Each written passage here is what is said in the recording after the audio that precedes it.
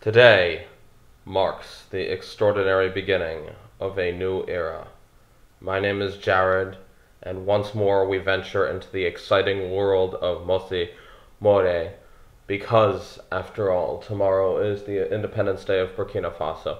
And so I have a number of plans going forward, and also for tomorrow. I don't exactly know what I'll do for tomorrow. One of two things. One, I'll either do a video of me speaking Mooré without any aids, which will be very interesting given how little time I've actually spent on the language. And the second thing you should also be aware of is if I don't think that I'm up to it quite yet, then I'll just simply go ahead and continue with this. Now, a fun story. I actually began filming this episode and then I realized that I set aside the dictionary definitions I encountered here, attempting to it was my intention to put in the mnemonic devices, but then apparently it occurred to me 3 minutes in that I hadn't supplied a single one of the mnemonic devices, so I needed to provide them and then begin filming again. And so, just so that you know, I'm going backwards in the Peace Corps packet, and so as a result, the first of the Jared Gimbel dictionary entries will be the last lesson in the packet, and then I'm going to go all the way backwards from there. Okay, so, I can guarantee you that a lot of hilarity will be had. So, barca is congratulations, and so one thing I thought about was a bar in the car. Barca, like the bar, the variety that serves you drinks, and so imagine a bar somehow in your car, and then that would be a cause to say congratulations, you now have a bar in the car. Okay, so yesterday I didn't go to the market. Zame gakengragie.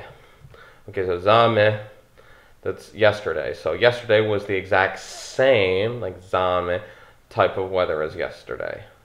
Oh wait, repeat that. Yesterday was the exact same type of weather as today. So zame. So yesterday was the same. Okay, so ka blank blank blank yeah is the negative particle in the past tense. And so what did it sound like in English? Like, could you not? Like that. So ka yeah. And then we'll see an example of this in the sentence. The ka goes, I believe, before the verb, and then the ye goes at the end of the sentence. Keng is to go. So the kangaroo will go now. Keng. Okay. Rage is market.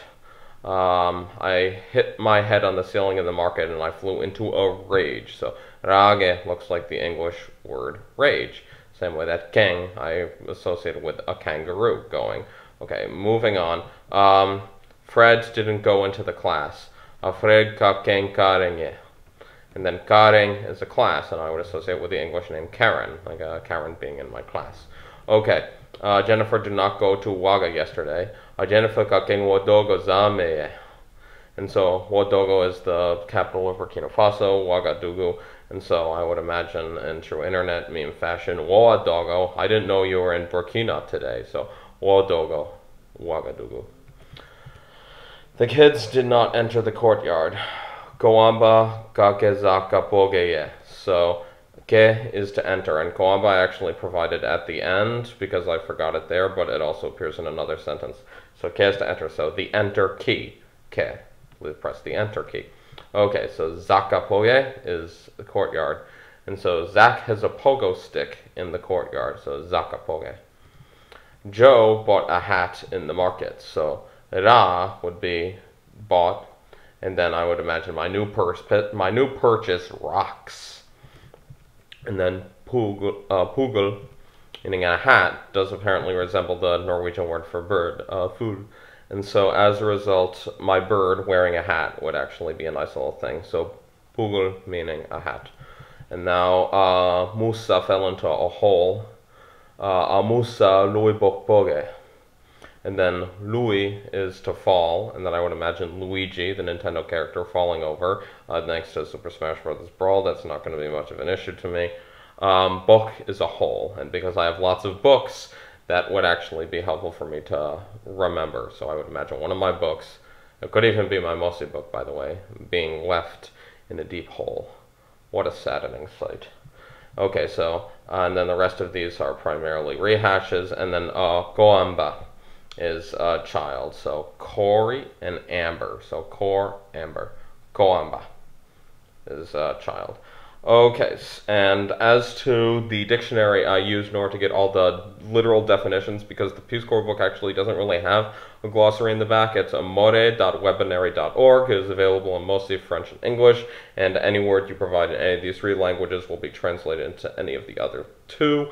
And it's actually a very, very helpful resource, also with example sentences that I may actually use in this course. And one thing it apparently occurs to me is that I actually really need to get into the grammar. Unfortunately, I think a lot of the grammar books that I have are actually copyrighted material, and so I actually have to be very, very iffy about using them on this channel. However, if you do want to inform me as to how I could somehow use them in fair use, because I'm a bit of a novice in this regard, go ahead and let me know. And until then, this is Jared letting you know that things can seem very, very, very difficult, but with enough determination, and yes, with me telling you that you can do it, one day it won't be so difficult anymore. Who knows? Maybe that day will be today. Have a good one, and see you next time.